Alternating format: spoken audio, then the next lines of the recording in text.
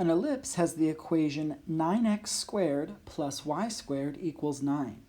Find the foci, vertices, and the lengths of the major and minor axes and sketch the graph along with the foci.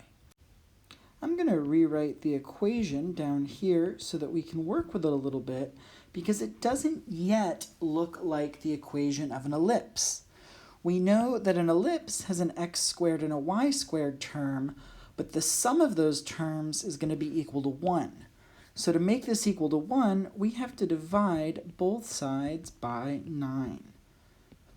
When we do that on the left, we get x squared on its own, because the 9's cancel, plus y squared over 9 equals 1. And this is the equation of an ellipse, but you might feel a little bit better if you rewrite x squared as x squared over 1. So we've got x squared over 1 plus y squared over 9 equals 1. This is the equation of an ellipse that's centered at the origin.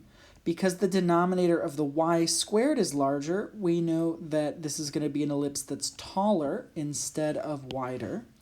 And so we've got a squared equals 9, which means that a is 3, and so the y-intercepts are going to be at plus or minus 3, and those are going to be the vertices of the ellipse.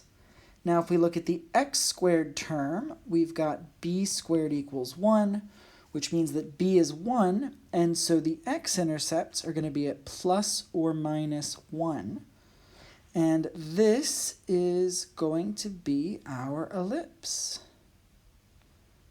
We've got a major axis that's 6 units long, a minor axis that's 2 units long, and the last thing we need are the foci.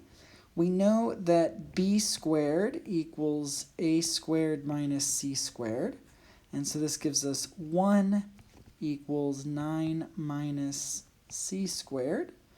If we subtract 9 from both sides, we've got negative 8 equals negative c squared.